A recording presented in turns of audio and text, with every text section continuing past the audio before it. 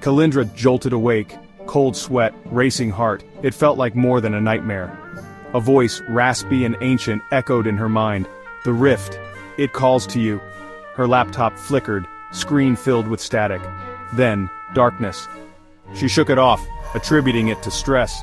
Midterms were approaching at the community college, plus her latest coding project was proving to be a real pain. Little did she know, her world was about to be consumed by a darkness far greater than any exam. That night, walking home beneath a blood-red moon, she felt it again. A tingling at the edge of her senses, a presence lurking in the shadows, fear, primal and sharp, cut through her. Then, two glowing eyes materialized in the alley across the street. Kalindra froze, heart pounding against her ribs. The voice in her dream whispered again, urgent this time, "Run, child, run!" The creature lunged, a grotesque silhouette against the crimson moon, all teeth and claws and shadows. It moved with unnatural speed, slamming into her with the force of a runaway train. Kalindra screamed, the sound swallowed by the night. Pain ripped through her, hot and searing. She crashed into a brick wall, the air knocked from her lungs. The creature loomed over her, a nightmarish gargoyle with eyes burning like hot coals. This was no stray dog. This was something else, something monstrous. Just when she braced for the final blow, a surge of energy erupted from within her. It pulsed, raw and untamed, throwing the beast off her.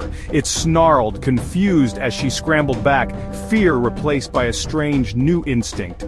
The fight was a blur. Pain, fear, adrenaline. The world narrowed to the monster in front of her and the strange power coursing through her veins. She fought with a ferocity she never knew she possessed, landing blow after blow until finally the creature lay still. Exhausted and shaken, Kalindra stumbled back to her apartment. The adrenaline faded, leaving behind tremors and a bone-deep fatigue. Her reflection in the mirror was a stranger, bruised, bloodied eyes glowing with an eerie inner light. What had she become? Her laptop, still open from earlier, suddenly sprang to life. The screen, once displaying her coding project, now pulsed with an otherworldly glow. A voice, deep and resonant, boomed from the speakers. "Do not be afraid, Kalindra, we have much to discuss." Terror battled with awe. This was the voice from her dreams, the voice that had warned her. But how could a voice come from a machine?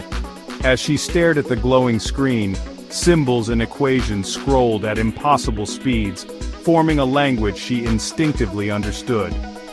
"I am the architect," the voice continued, "and you, Kalindra, are a sentinel, a guardian against the darkness that threatens to consume our world."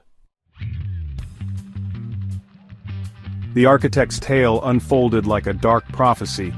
Eons ago, a cataclysmic event had torn a hole in the fabric of reality, the Void Rift. From its depths poured creatures of nightmare, hungry to devour our world. The Sentinels, ancient warriors imbued with extraordinary powers, were humanity's only defense. Kalindra listened, her own encounter with the creature in the alley suddenly making terrifying sense.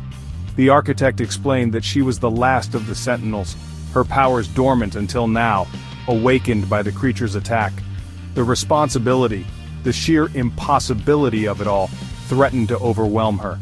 "The rift is weakening," the architect warned. "Soon, more creatures will pour through, and you are the only one who can stand against them." Fear threatened to consume her, but then Kalindra remembered the surge of power, the fierce determination that had allowed her to fight back.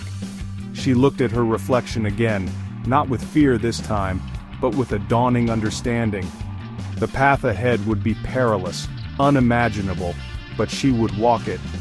For she was a sentinel, and the fate of the world rested on her shoulders.